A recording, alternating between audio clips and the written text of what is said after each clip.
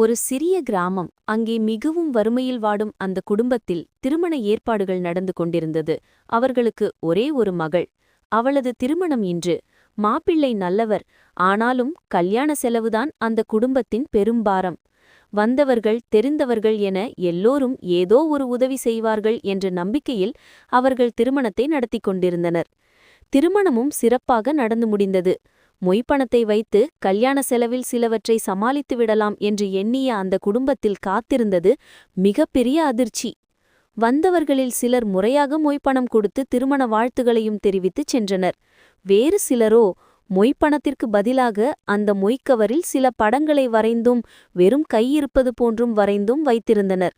மேலும் சிலர் செல்லாத ரூபாய் நோட்டுகளையும் வைத்து அந்த குடும்பத்தை மேலும் தர்ம சங்கடத்துக்கு ஆளாக்கினார். நமது கஷ்டத்தை போக்க கல்யாண செலவுக்கு யாரோ பணம் கொடுத்திருப்பார்கள் என்ற நம்பிக்கையுடன் இருந்த அந்த குடும்பத்திற்கு வெறும் ஏமாற்றமே மிஞ்சியது. அந்த ஏழை தாயின் கண்கள் கலங்கின.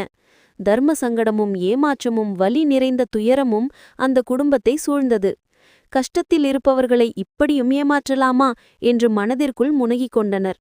கல்யாணத்தின் மகிழ்ச்சி மறைந்து கண்ணீர் மட்டும் மிஞ்சியது.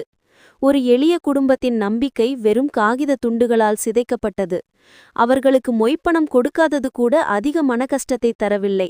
மாறாக, நானும் மொய் வைத்திருக்கிறேன் என்று ஏமாற்றியவர்களை நினைத்து மனம் வலித்தது.